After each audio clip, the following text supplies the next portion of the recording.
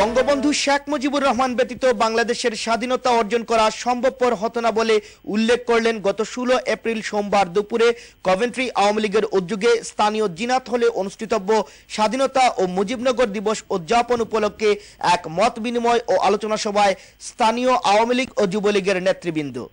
Coventry Awami লীগের সভাপতি মোকাদ্দেস আলীর সভাপতিত্বে উক্ত সভা পরিচালনা করেন স্থানীয় আওয়ামী লীগের সাধারণ সম্পাদক অনরুদ্দিন Zahid.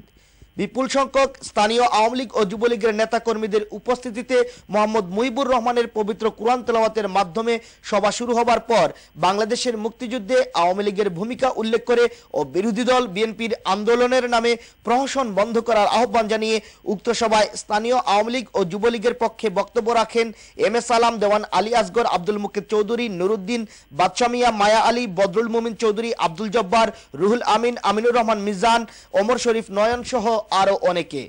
Wasiuddin Talukdar, Raihan, ATN Bangla news, Coventry.